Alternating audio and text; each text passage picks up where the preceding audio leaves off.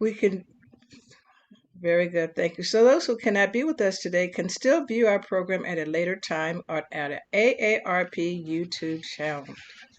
Please click Got It when that appears on your screen. Now, if you're not familiar, AARP is the nation's largest nonprofit, nonpartisan organization dedicated to empowering people to choose how they live as they age. AARP works to strengthen communities and advocate what matters most: health security, financial resilience, and social connection. Now, today's program will focuses on livable communities, which is part of our age-friendly social agenda change. And now that we know that who's in the audience, which is absolutely great,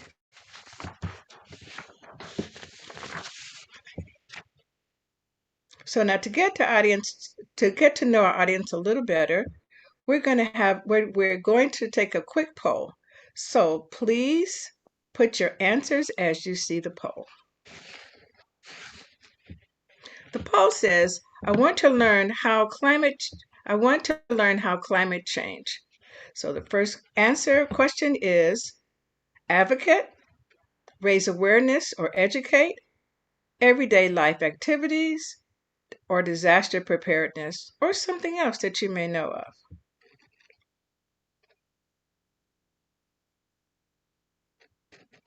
By looking at this poll, make everyday lifestyle choices, looks like that's really coming in. Also, to raise awareness and to educate. Also, another big one is disaster preparedness.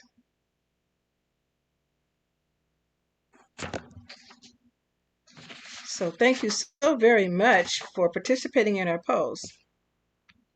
And we are delighted to have for us in our program to say this morning, stop sharing.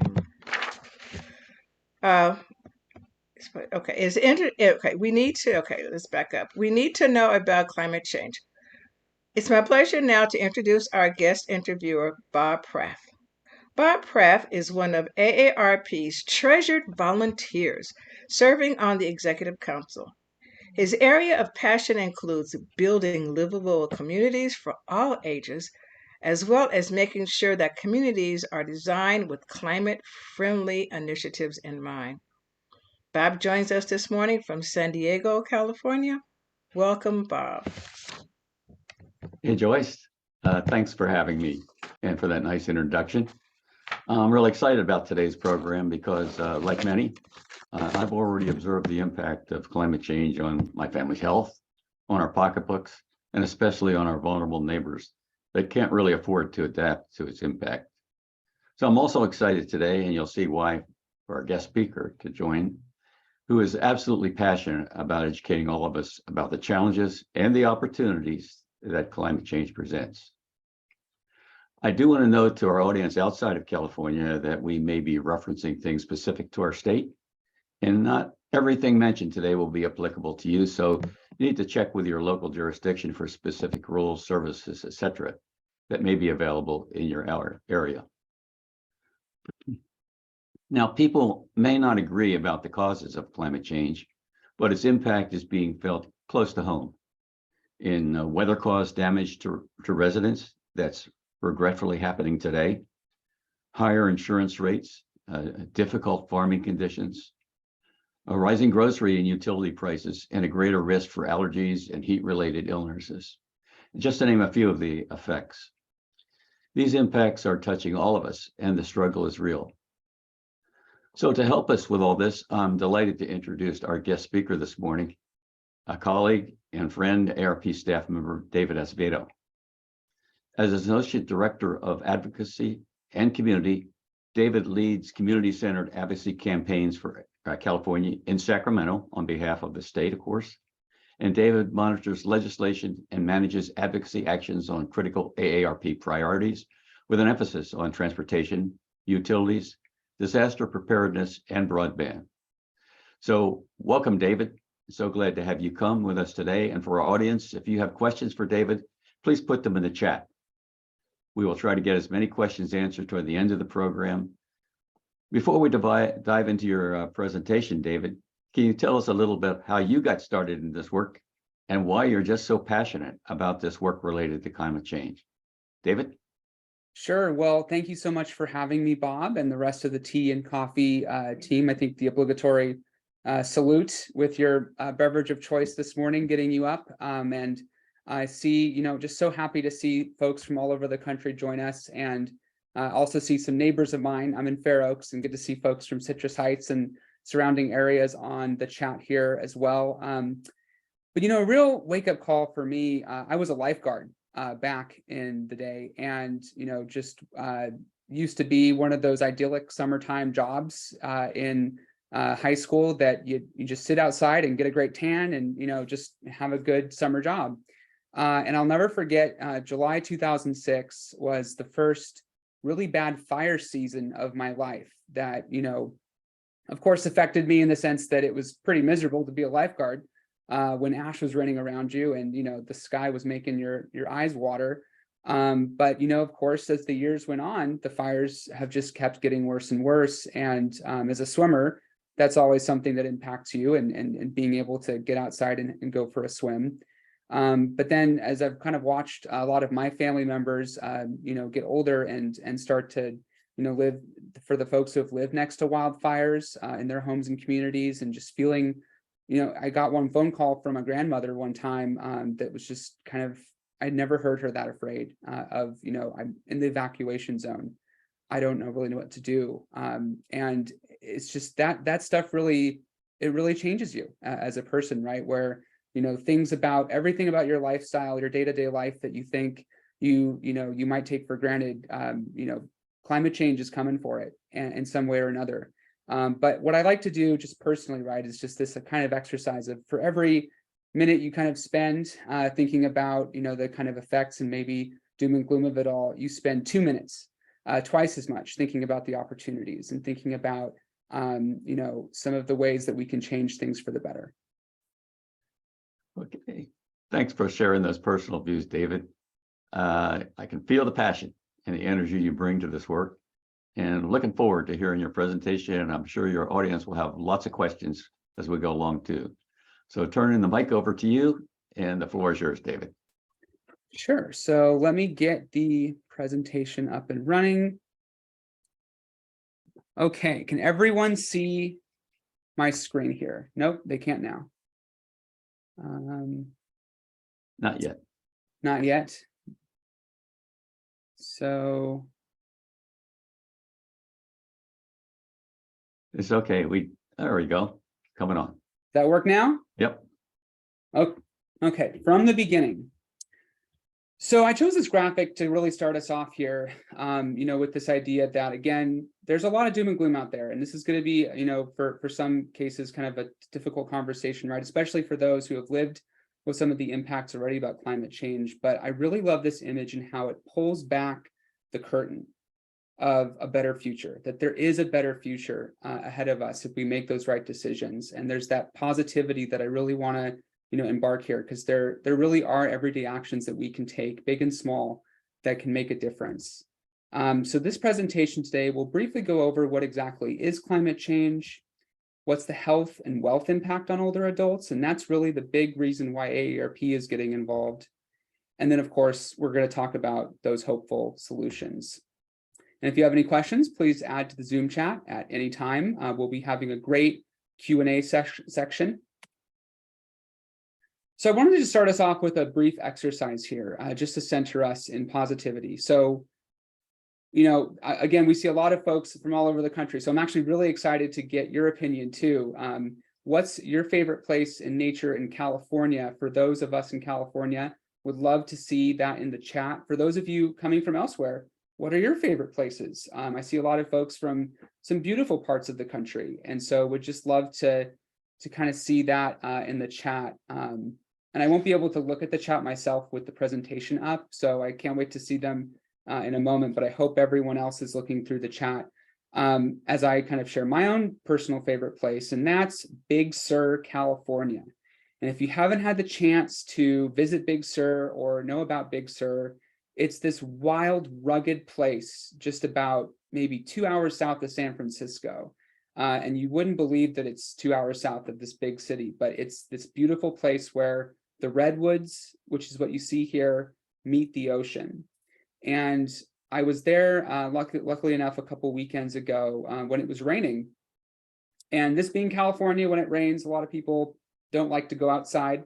And so it was actually kind of great because Big Sur is usually really crowded when the weather is really nice.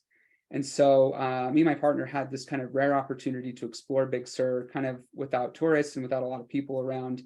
And we got a chance to step in through some redwood groves like the one that you see here. And, you know, for those who haven't seen redwoods before, there are these towering trees with a reddish hue. And they're really special trees because they really live in moisture-driven environments like by the ocean. And when it rains, there's this sense about being around these trees where you feel the trees breathing, because that's what they are. These trees are special. They're specialized and adapted to their environment where they're actually not only taking moisture from their roots, but from the atmosphere around them. They're kind of rainforest trees in some ways. I'm not a botanist, but that's kind of how I've you know, people who know more than I do kind of describe it as such. But it's this special moment where you're standing among these living, breathing, towering trees, just feeling them breathe in the rain around you and just smelling that just super clean air, that you just become in awe of nature and just of the bounty that it gives us, from everything from our food to our water to our air. And you know, we're pretty lucky to have this planet of ours, right? And so that's just one thing I wanted to share with us to start us out and center us in knowing that this could be a heavy subject. So it's really important to remember what's worth fighting for. And a quote that kind of comes to mind, and I'm not sure if you've all heard it, but one of my favorites is that a society grows great when people plant seeds for trees they'll never see. And I thought this quote came to mind when I put this picture up because it used to be, believe it or not, a tree that was 3-4 times the size of these trees that you see here, but the tree fell, and all around them were seeds that grew into these individual trees around the tree stump. And that's kind of what gives it that special kind of circular kind of beauty. But it's that idea that, you know, generations ago, somebody or those seeds were planted, and look at the majesty and the greatness that they achieved here all these years later that we get to enjoy. And so I always wonder, what seeds am I planting right now? And what will generations of people see with the work that I've done? So we have our first poll. Let's see if we can get that up here. Would love to get your thoughts on a question. And I'm not sure if I'm able to see the poll, so maybe, okay, there we go. There it pops up. So I'll read out the question for you because it looks like it may have gotten cut off a little bit, but how concerned are you about climate change? And the answers here are, I'm highly concerned. I believe that future generations like my children and grandchildren will have a lower quality of life because of climate change. I'm pretty concerned is the second one. I believe that me and my family will be okay, but I'm worried for vulnerable populations who may experience disproportionate effects of climate change. The third option is I'm concerned, but I think society will adapt soon without too many negative consequences. And then the last choice is I'm not concerned at all about climate change. It won't affect me or future generations of my family. So I'll give you about 20 seconds to answer here. Looks like we're getting a pretty good response. Gives me enough time to take a couple sips of coffee.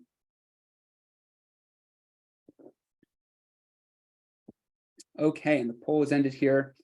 And so, yeah, just wanted to share 86% highly concerned and 24% pretty concerned. 1% I am concerned, but I think we'll adapt soon.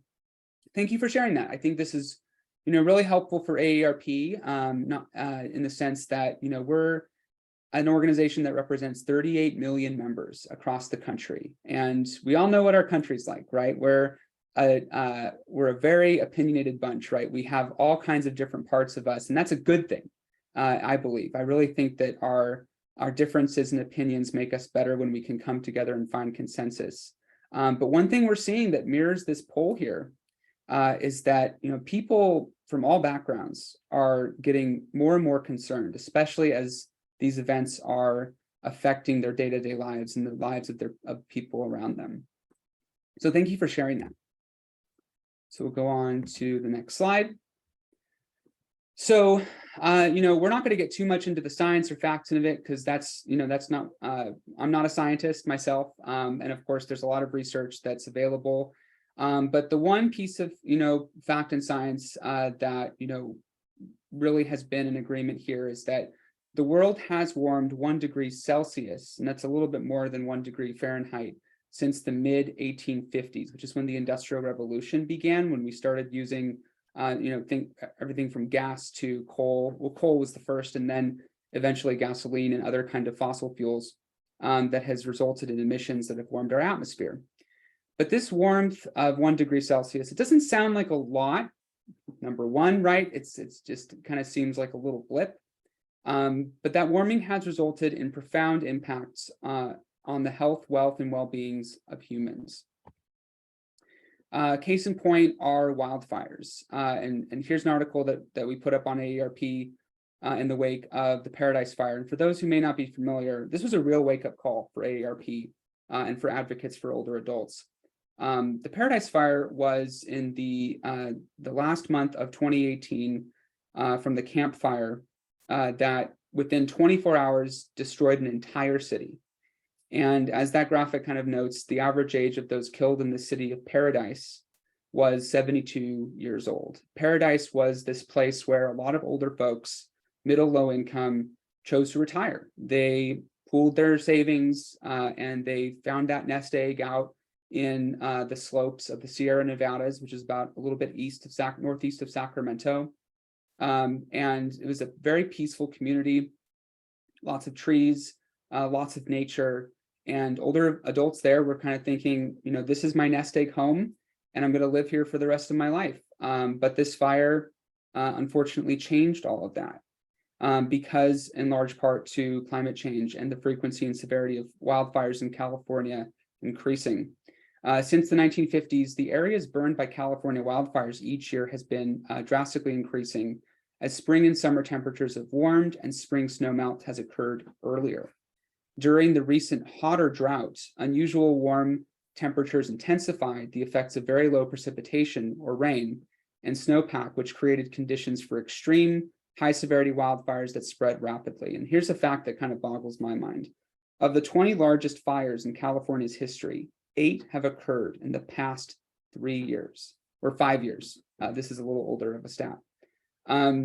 And, one of those years, 2020, for those of us who have lived through it, we all remember, right? That was a record-setting wildfire year. At the end of that year, we had our first gigafire, or more than 1 million acres burned.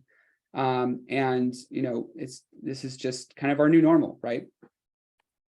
Another piece of climate change that we're monitoring, especially at AARP, that we'll talk about here in a minute, but it's extreme heat.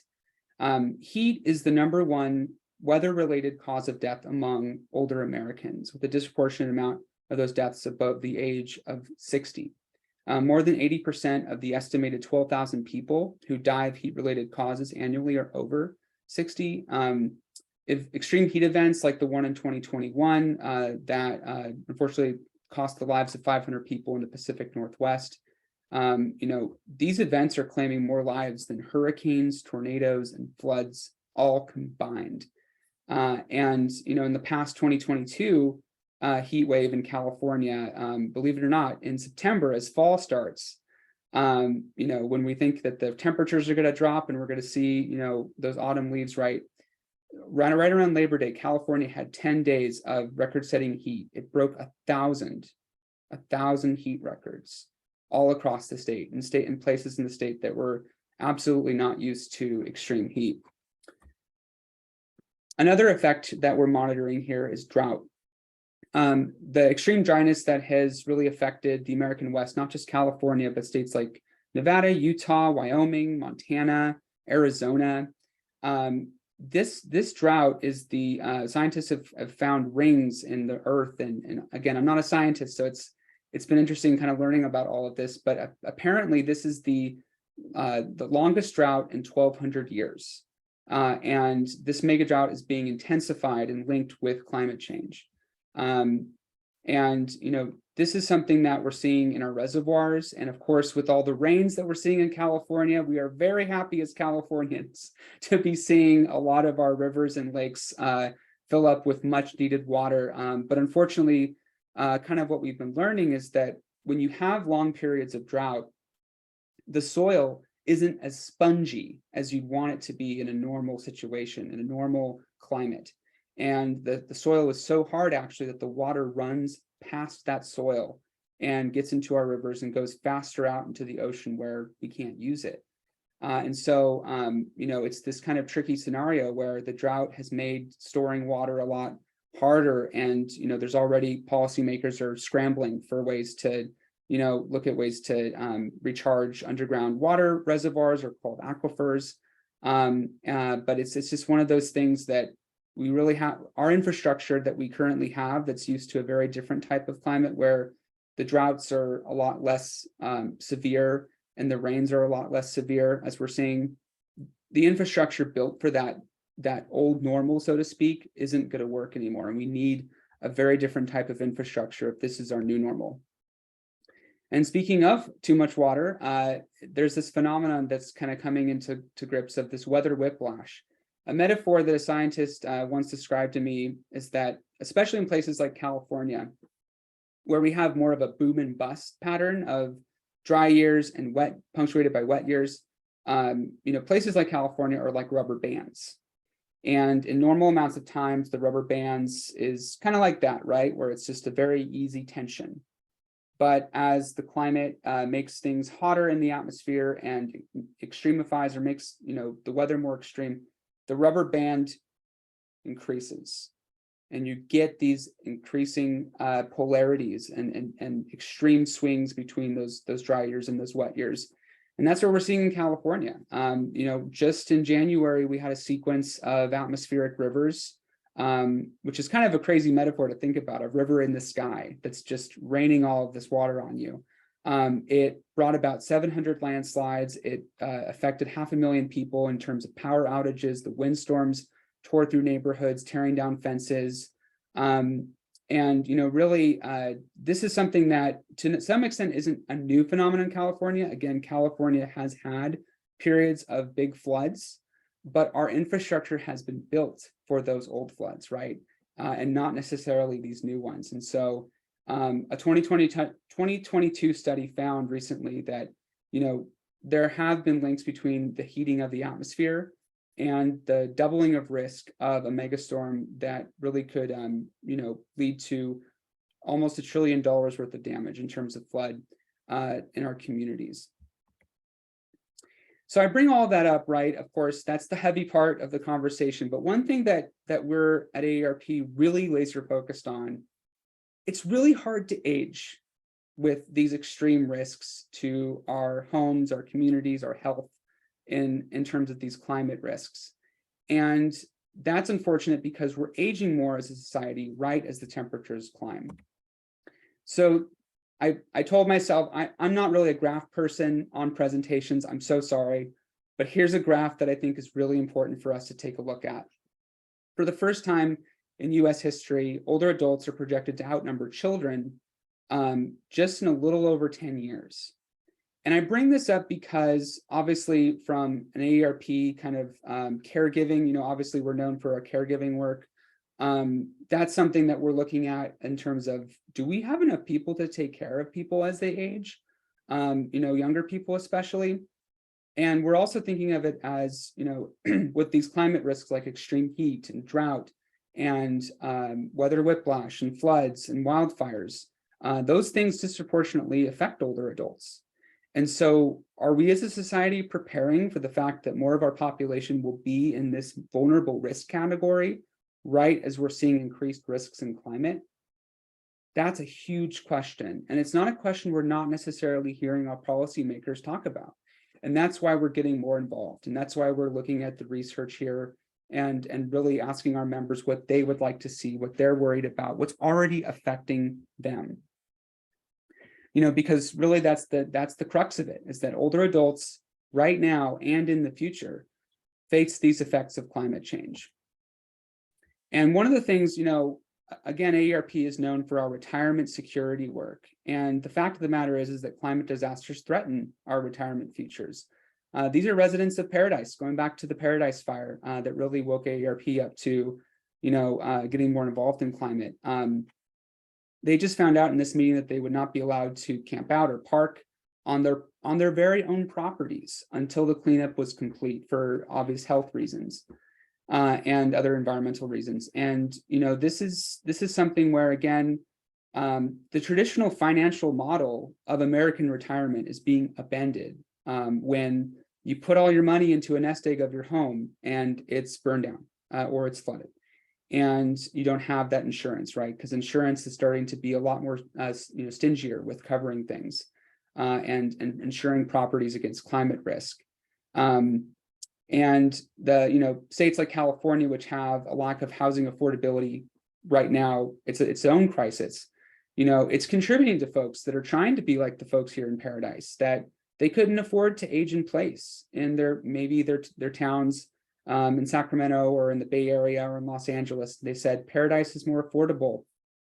And now they're faced with this, right? And it's just one of those things that folks in a scenario where they put that nest egg of their home and really hope to retire somewhere, that's affected by climate risk, and the risk comes home to roost, that's a hole that's really hard to recover in their retirement planning. And then going back to extreme heat,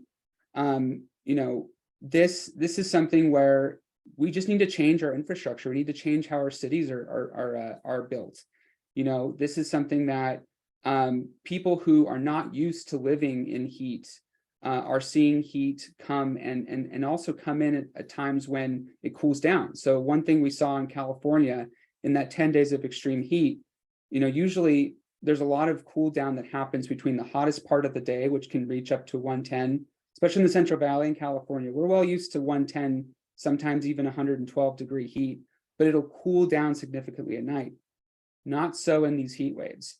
These heat waves can actually stay around 90, 95. And 30% of Californians don't have access to air conditioning, and largely because of the fact that the weather, as has been normal in the past, cooled down everything at night. And this is something that really affects the health of older adults, disproportionately so. There are some medications that we take that can cause bad interactions with heat. Already when you're older, right, you're more vulnerable to chronic health and heart and respiratory conditions. And so things, can collide there. And so it's just something that we're trying to ask our policymakers to keep an eye out for, and to plan our communities, and to take extreme heat risk seriously when it comes to older adults' health. Air pollution is something too that we're watching. As people age, their bodies are less able to compensate for the effects of environmental hazards such as air pollution. Air pollution can aggravate heart disease and stroke, lung diseases such as pulmonary diseases, asthma, and even diabetes. And this can lead to increased medication use, more visits to healthcare providers and hospitals. And really this is coming from, wildfires in California are the big culprit. That can cause the air quality index, or AQI, to spike up to 400 or 500 levels. But also too, for generations, communities have lived next to really busy traffic corridors. And so car use and diesel use, these communities have lived next to terrible air pollution for generations, and older adults have aged in those places with disproportionately harmful consequences.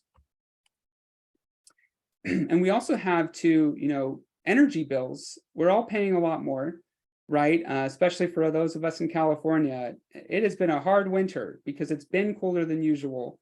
And the energy bills we're paying are just more and more, especially for those of us on gas.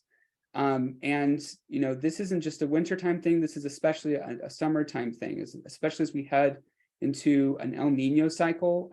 They just declared that we're going to head into a hotter than usual cycle for the next year or so. And so with longer, hotter summers and extreme heat, that means more use of your air conditioner. And that means rising energy bills. And For folks, fixed income folks who don't have access to homes that are energy efficient, energy efficiency, upgrades are also really expensive if you don't have that ability to pay for it. Things like dual paned windows, insulation in your walls, in your attic, energy efficient appliances. For folks who don't have access to that, they're paying more for their wall unit, right? And even too, they're paying with their health if they don't have access to AC, and they're having to live and sleep at night in 90-95 degree indoor temperatures. And a lot of utilities, like one here in California, Pacific Gas and Electric, they're actually saying that they want to raise rates by 39%, if you can believe it, by 2026, because according to them, they want to make things more wildfire resilient because their grid has been causing a lot of these wildfires, unfortunately. And of course, there's critics that call out that say you should have done more when you knew that these were going to happen. All that is to say, that's in the mix with your energy bill and how much it's going to cost you as we live through hotter environments. And I'm really glad to see the results of the poll that you participated in here. Most Americans and older adults agree that there is a climate crisis. And here's a couple polls, just to kind of run by you here. And one thing that really strikes me is that in this Harvard 2022 poll, 77% say they've been personally affected by extreme weather events. And 62% of Americans are extremely or very sure that global warming is happening. So we have this window of time, believe it or not. I know that was very heavy, that it's a lot to take in, but we do have a window of time. I am optimistic here that we have this window of time for immediate action and make things better for older adults now and in the future. So let's talk solutions. There are 3 everyday parts of our lives where we can make a real difference in fostering a more livable planet: where we choose to live, how we choose to move, and what consumer actions we can take. So, where we choose to live, this is a very common sight in the United States, especially here in California. This is sprawl, right? And for a large part of our lives, sprawl can be good, right? I mean, I myself have memories of growing up here in the Sacramento area of, having the neighborhood park I would bike to, play basketball at. It was nice having a little yard, right? But I did notice, right, we had to drive everywhere. And it was something that was a big thing, right? Especially as gas prices rose. We had to trade in the suburban for something more economically feasible, right? And more energy efficient. And this is something too, where as we age, it gets harder and harder to live in these more spread out car dependent communities. Just because, whether for reasons of you don't want to deal with the stress of traffic anymore yourself, or you just feel like it'd be easier to take public transit or walk, you can't do any of that in the sprawl here. And there's also statistics and research that show that living in a single family home, because you're so car dependent, and because you use more energy too in bigger places, your carbon impact is larger. You produce more emissions with your energy use. So, what AARP is working on here is we're working on a series of reforms in California that have a lot of benefits to our communities, not just when it comes to climate, but also when it comes to housing affordability. California and many other parts of the country are facing a housing affordability crisis. And it's in large part because we haven't built enough housing and also housing for different types of people, right? And so this is, we've worked on a couple bills here in California. If you're familiar with the term ADUs, accessible dwelling units, also known as granny flats, these are the smaller units that you can have on your property if you have a large enough property where you can either have your grandparents live in, you can lease it out to somebody to give housing right opportunities to other people besides your own immediate family. AARP nationally has been working on granny flat expansion and ADU legislation to expand those opportunities. We're also working on a whole slew of opportunities too to build housing in areas that used to be commercial zones or malls, or industrial areas that are no longer being used. Those are great opportunities to bring people together and to build the housing that we need, and to build these kind of 15-minute communities or more walkable communities, which is where we're getting to our next slide here. This is one of my favorite kind of envisionings, right? We've gone through the heavy talk about climate, work, but here's a beautiful image of what we can work together on for a better future. This is the heart of Los Angeles, where every day tens of thousands of cars go through these intersections. But Los Angeles and AARP has been supporting this program called Ciclavia, that every couple Sundays a year, they shut down the busiest parts of the streets in car-heavy Los Angeles and open it up to pedestrians and cyclists alike. And we get this glimpse of how joyous it can be to move around, with our own bodies, right, and to be healthy and active, and to be in community, to have our kids around us, our grandparents around us. And this is the kind of thing that we love working on as part of what we call at AARP our livable communities work of, how do we envision a more walkable, bikeable, active community outside of our cars that has tremendous benefits for our health and well-being. And we've also worked a lot on, the other part of it too, because we have the idea that cars, right, they do have this tremendous impact on our environment, but also to our health. And one thing that AARP is working on is Vision Zero, and this idea that, if we do present more opportunities for people to walk and bike, they will. And we have a lot of our AARP members that are reaching out to us and say, absent the climate conversation, we want to bike more, but we don't feel safe in our sprawled out communities. We don't have the bike lanes. We don't feel safe biking with cars zipping by us at 50 miles an hour. We don't even feel safe walking on those sidewalks. And so AARP is working very closely with cities all across the country, not just in California, to make that a reality. And of course, there's the climate benefit too. And really, that's just the summary there, is that if you want to learn more, you can Google AARP California Livable Communities. I like to call it the low-hanging fruit of AARP's climate work. We're already working on all of those things. They already have tremendous climate impacts and benefits. And so it's just really exciting. That's something I've been working on ever since coming to AARP 7 years ago, and also closely with Bob, who I'll be joining in a couple of minutes for a facilitated discussion here. But this is really a joy of mine and part of my favorite parts of working for AARP. And finally, we're working on some new projects that have a good climate impact too. So one of the things that we're going to be launching later this year is the Electrify Your Savings. And AARP is known, of course, and you turn to AARP for consumer education, right? And one of the things that, as I mentioned earlier, how we use energy in our homes really does have that climate impact, right, as you see in that graph. And it also has impact on your wallet.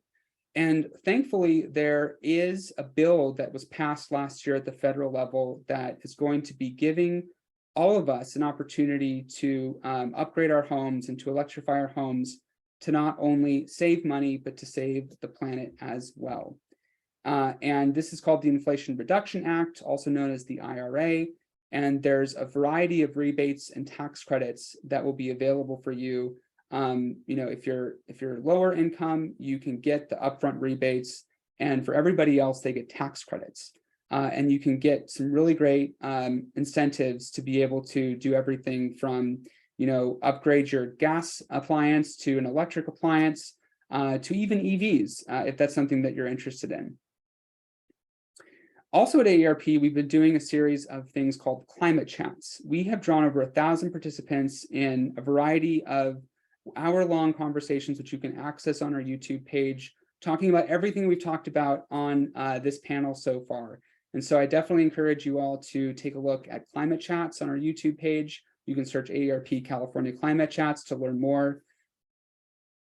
And we also wanted to share too, it's known as the Disaster Resilience Toolkit. Going back to, again, our Paradise California, days, we raised $1 million with the AARP Foundation to help that community recover. But it also, informed our already existing disaster resiliency work. For those of you who are in other parts of the country, you may be familiar that we're really involved in hurricane recovery and disaster preparedness in those states. And that's kind of what's happening here in California, is to think about how do we prepare for kind of the climate risks of, extreme wildfires, extreme heat. And that's kind of where this guide has come into play, and in association with FEMA. So that's another thing to Google as well, the Disaster Resiliency Toolkit. And we've also played a role. Our very first advocacy action at the California state level was helping pass an extreme heat ranking system. And that's been exciting because, going back to hurricanes, right, we have a hurricane modeling system and naming system, but we don't have that for extreme heat waves. And so we helped pass that exact reform just last year. And by 2025, we will be the first state with an extreme heat ranking system where we'll name heat waves and identify which communities are going to be affected by them, so that we can divert the right resources, things like cooling centers, and diverting money to, create bus shelters and shade structures for schools and for senior centers.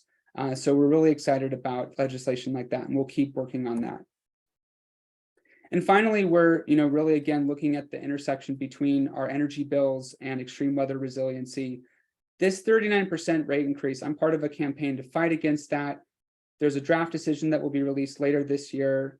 PG&E wants customers to pay for wildfire resiliency when they should have been able to pay for it earlier. And we're really taking it to task them and really fighting them on that.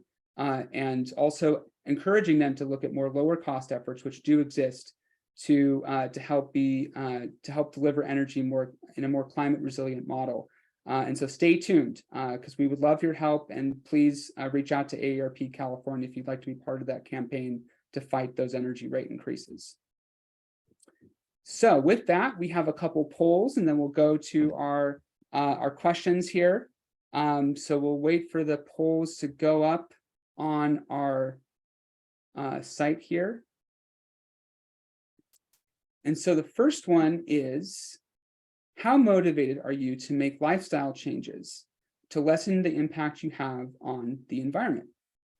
Yes, I'm super motivated, ready to make changes. I'm pretty motivated, I can make some changes.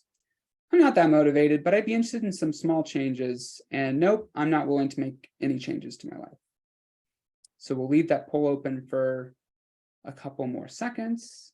Again, I can refill on coffee.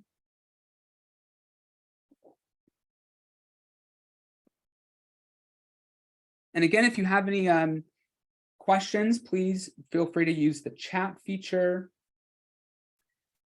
And great to see those poll results. Great to see for them, most everyone's motivated here, and even the small changes really can make a difference, believe it or not.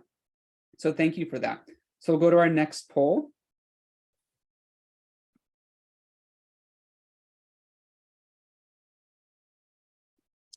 Of the following climate-friendly lifestyle changes, which ones are you most interested in learning about and adopting? We have home electrification, installing new energy-saving appliances, taking public transit rather than driving, recycling, composting, buying less things. That's my New Year's resolution. No more clothes. I've got plenty. Eating less meat is also one of those things. Meatless Mondays, anybody? And you can choose multiple choices.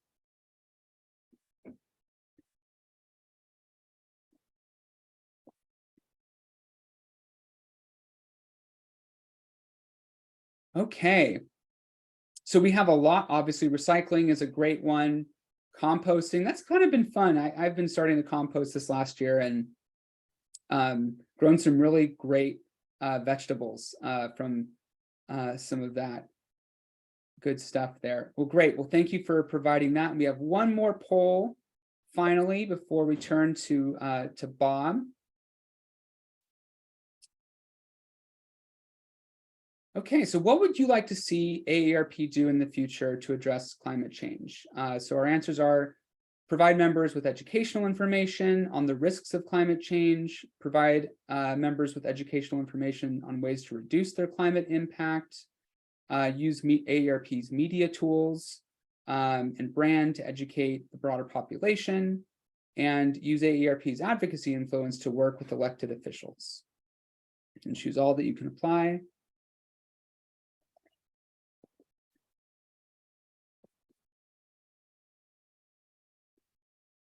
Okay, well, thank you so much for offering that feedback. Really appreciate it. Again, thanks for listening here. I'll go ahead and stop sharing so that it could just be Bob and I, and we'll take some questions also in the chat. But I think Bob had a couple questions to start us off. So go ahead, Bob. Hey, David. Yeah, thanks for that great presentation. And before we go over to the chat, I just have one quick question, which you kind of touched upon. And Katrina and the NorCal fires, the Hurricane Sandy, and the Texas freeze, all those older adults were way overrepresented in casualties. Why do older adults seem so much more vulnerable in these disasters? That's a great question. So, it's harder to just in general adapt as we age. And it's something that, we just need more resources as a society to age, right?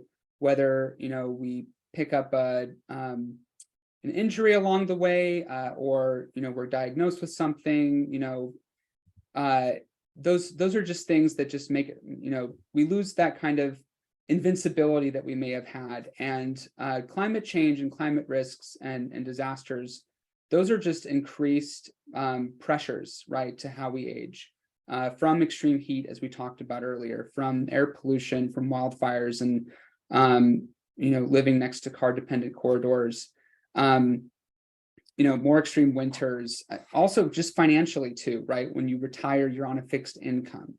And so rising energy bills can really eat into that and prevent you from, buying a concert ticket to enjoy life, right? Or going on a trip, or even taking, or going out on a road trip to see a friend. And so, it's something to just keep in mind. I think I try to really keep positive and to say, there are these things that we can do as a society to make it easier to age. And it's also, it's just a matter of choice. It's a matter of voting. It's a matter of voting with your consumer choices too. And so it's just really important to kind of keep that in mind, that you can make a difference in your everyday life, and your everyday actions, to help yourselves and others, your generation and future generations, to be able to age comfortably into in our new climate normals. Okay, thanks so much, David. I'm going to go over to the chat now with Jacqueline. Jacqueline, what questions do you see for David as you look over the chat? Yeah, this is an interesting topic and a lot of commentary and questions. So one question is, Barbara asks, is there an objective ranking system on which changes that make the most difference regarding climate change? How you move. So that's the biggest one. And that's kind of where it's exciting to work at AARP, right? Because, we've been working on our livable communities work. And I myself have worked on this for years. The last 7 years I've been with AARP. But things like walking, biking, taking public transit, if you have that within your ability, especially for smaller trips, do it. And it's great too, because not only are you decreasing your amount of miles that you're driving in a car, but you're also increasing your health benefits too, because there's direct studies that show the more active, the move it, you lose it kind of piece, right? As my grandfather says. So if there's that kind of opportunity for you to do that in your day-to-day life, definitely do that.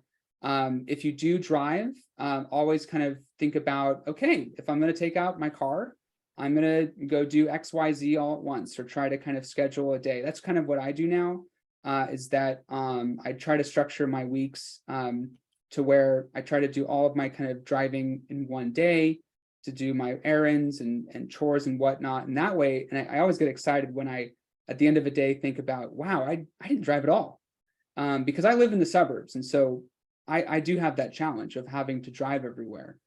So it's kind of a thing to think about is if you do live in the suburbs and you do have a car and you have to drive everywhere, how can you kind of consolidate errands into one driving day? Oh. Donald had a question. Where does AARP stand with a carbon fee with a dividend? That's a great question. So AARP, we've been around for over 60 years, and climate issues are something that we have been monitoring for some time, and obviously been working on things like livable communities that have beneficial carbon impacts, but we're not a climate organization as of now. And so this is something that, we're still assessing and still monitoring. We don't have that expertise like a lot of other companies have. Our expertise, of course, is in Social Security, Medicare, caregiving, right? Consumer education. So we're still learning like a lot of us. And so this is something that we're actively monitoring and taking a look at. We don't have an official position, but it's something that definitely interests us in learning more about. Jeffrey wanted to know if the US and Europe take steps to reform climate change, but other countries don't do anything, can climate change really be affected? Can it really be changed? It is something that at AARP, right, we focus, and my job, I focus in California pretty exclusively, of course, with climate issues. I'm looking nationally, internationally too, but I'm not an expert by any means, internationally speaking. But the US and Europe definitely have a huge role to play, not just in reducing their own emissions, but the wealth of our countries has a huge role to play in helping other countries, especially countries that are kind of living at the most risk of climate change, in terms of increased drought or sea level rise. I believe that we have a role to play in helping those countries, right? A rising tide lifts all boats. And so that is something that we really want to be thinking about. But again, that's something that at AARP, we're not necessarily following, right? Because that is more of an international question, but I appreciate that question. Okay, and our last question, you mentioned something about cooling centers and people having to go to cooling centers like they definitely had to do this past summer. Will food be available for fee or for purchase, or how does that work, if you know? I'm glad you brought that up, because unfortunately, it's a new thing that we're seeing, and it's also not something that we see very commonly. So that's something to bring up in your own communities and to ask your local officials, where are the cooling centers in these extreme heat events? I have heard reports that there is food at some cooling centers, but it's just one of those things that there's not necessarily laws or protocols yet, or best practices, just because it's such a relatively new issue for governments to get involved in and local governments to get involved in. But if you are in a community and you are kind of, if you're in that situation where an extreme heat event happens and you're like, man, I can't afford this extra cost of putting on my AC, libraries are always generally great places to go to. I'm a big movie fan, so if you get that senior discount at a movie theater, right, that's a great way to kind of stay out of the hottest part of the day and catch a movie. But yeah, it's something that I encourage everyone to ask the next time they see their local city council member, decision maker in their community. Ask them, what's your cooling center plan? Because there really aren't a lot of them at the moment. Okay, well, that's all we have time for in terms of questions and answers. Joyce? Okay, thank you. Okay, thank you so very much. This really was a very good, my God, workshop for me. I learned so much information, and thank you for sharing that. So before we close out, we'd appreciate it if you could help us improve our program by taking a short survey. And that will be put in the link, and the link will be put in there. Thank you so very much. We want to highlight a couple of events that are coming up pretty soon. Our very next Tea and Coffee monthly meeting will be on Tuesday, April the 11th at 9 a.m. Please join us for a conversation with our master gardener, Sarah June, on container gardening. We would also like to invite you to our quarterly series, that's Piggy Bank Essentials with Martin, Thursday, May the 25th at 9 a.m., and we will be discussing gig economy. Again, a big thank you to our guests. Oh my God, Bob Pratt and David Alaza Alza Tomato. That's not tomato, Alazedo. Our moderator, Jacqueline Cole, our producer crew, Sarita and Connie, our AARP staff, and of course, you. Again, thank you for coming. I am your host, Joyce Howard, and thank you for coming. And this concludes our program for today. Have a great day, and please be careful with this weather because right now, some places it is storming. So please take care. Thank you so very much. This program is ended.